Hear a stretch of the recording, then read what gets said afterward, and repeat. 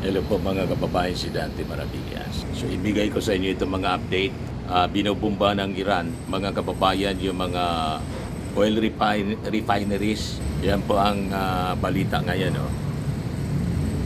Sa Saudi Arabia, yung mga oil refineries ng Aramco, binomba po ng Iran.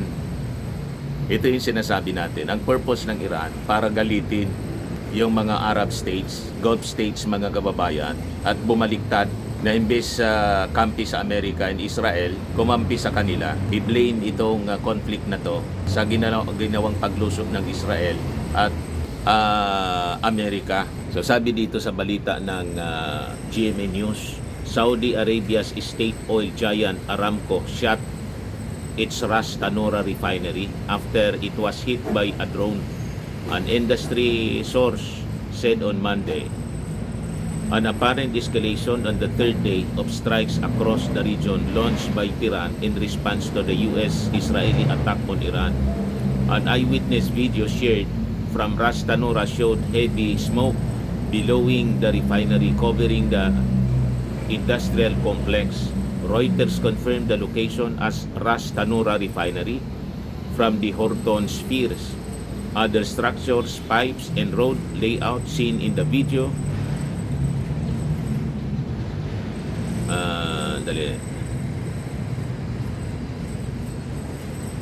which match satellites imagery of the area. The date was verified by an official statement from Aramco saying they had to shut the facility down after a drone strike on Monday. No older versions of the video were found posted online before Monday.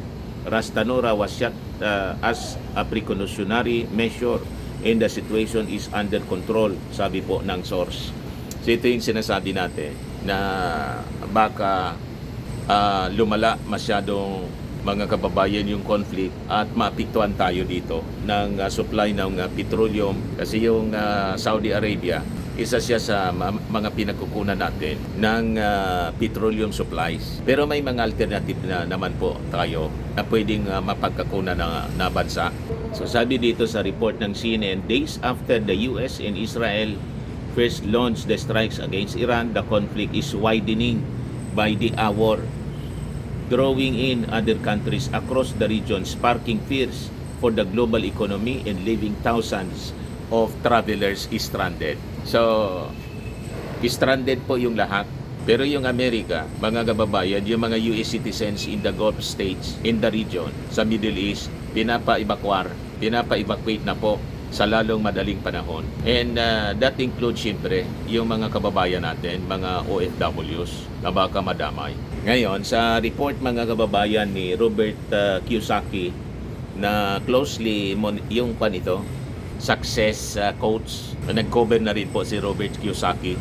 Ayan o, Robert Kiyosaki, breaking Iran strikes United Arab Emirates in Saudi oil infrastructure in the Persian Gulf. So ito yung update mula sa kanya mga kababayan. The world's energy supply is now a war target, sabi po niya.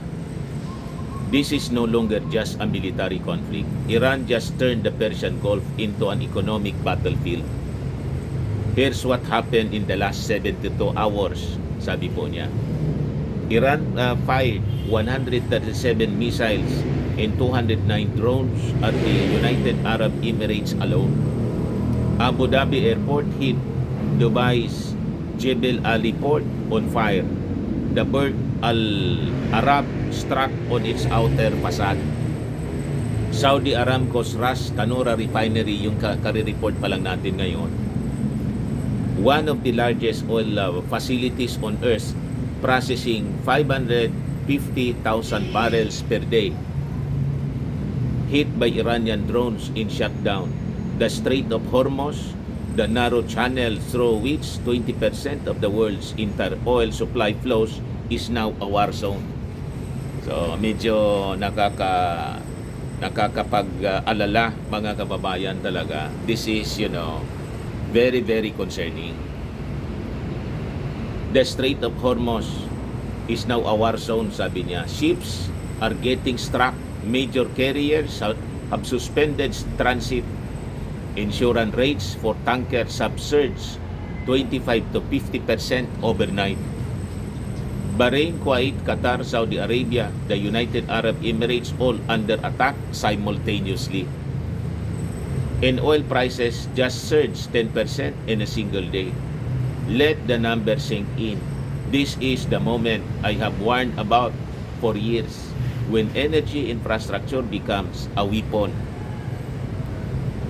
The entire global economy pays the price, whether you are in New York, London, Mumbai, or Italy. Every product you buy, every flight you take, every business that moves goods, everything runs on oil. In the world's most critical oil corridor is now being bombed daily. The Strait of Hormuz cannot be replaced. There is no detour. Saudi Arabia and United Arab Emirates pipelines can reroute only 6.5 million barrels a day. Over 14 million barrels are now stranded. This is not politics, this is math, sabi po ni Robert Kiyosaki. This is your cost of living. So, maghihirap ang buong mundo, mga kababayan, and there could be a global economic collapse because of this conflict. Kaya pray hard, mga kababayan. The poor and middle class will feel this is their grocery bills, their fuel prices, their electricity cost, and they will have no idea why. The rich already know. They have been positioned in oil, gold, silver, and real assets for months. Wars are not accidents. They are the most powerful economic events on the planet. And the people who understand that always end up in the right side of history. So yan, mga kababayan, ang mga developments ngayon. It's really worrying, mga kababayan. Pero sabi ko po sa inyo, all these things must come to pass as prophesied in the Word of God. The wars and rumors of wars. And we pray na sana po iligtas yung ating mga kababayan sa kapahamakan. Yung mga OFWs, napakarami diyan po sa Middle East. Most of them na nonood dito sa ating podcast, mga kababayan. At most of them nagre-react nga po. Yan ang rason kung bakit natin ina-update palagi kayo po sa mga kaganapan sa ating mundo, lalo na dito sa conflict ngayon in the Middle East. So ito yung warning ni Trump, mga kababayan. The big one is coming soon. Trump warns US is just getting started. Nagsisimula pa lang daw sila. So ano itong sinasabi niyang the big one? Gagamit na ba ng nuclear weapon tulad ng ginawa ng Amerika to end the war during World War II?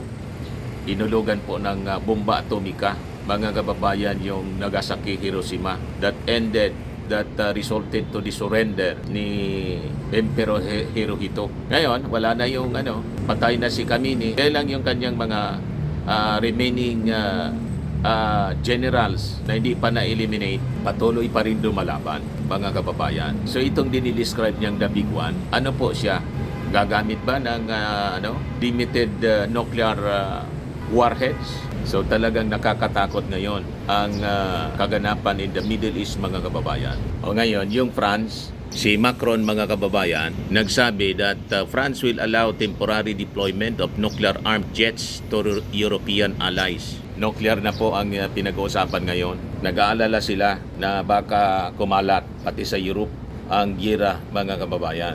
So sabi dito sa balita, French President Emmanuel Macron announced that France would allow the temporary deployment of its nuclear-armed aircraft to allied countries as part of its nuclear strategy aimed at strengthening Europe's independence.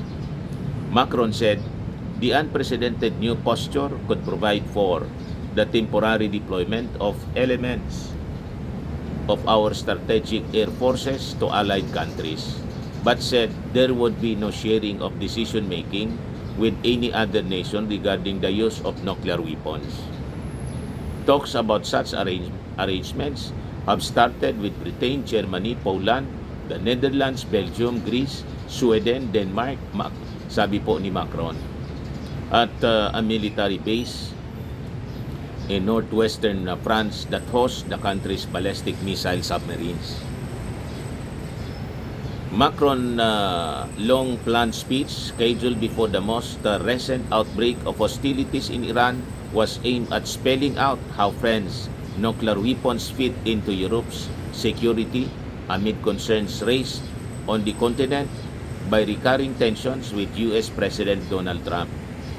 France also will allow partners to participate in deterrence exercises and allow allies na nuclear forces to participate in France's nuclear activities, sabi po ni Macron, who is the commander-in-chief of the armed forces under the French Constitution. So nagigirian na mga kababayan yung mga bansa, as prophesied in the Word of God, that wars and rumors of wars will come, mga kababayan. O ngayon, pati yung Hezbollah ay sumama na din sa gira. Ayan o. Sabi dyan sa balita, Hezbollah now joins the war against Israel. Multiple rockets were launched from Lebanon towards Israel. Yan po. So manalangin tayo mga kababayan sa ating Panginoon na sana pumupa itong conflict na to in the Middle East, kasi damay po ang buong mundo, kasi po ang sentro ng supply ng petroleum galing po sa Middle East. Kaya damay pati po tayo dito sa Pilipinas. So yan muna yung ating short video ngayon. Ako po si Dante Maravillas. Bye bye po. God bless.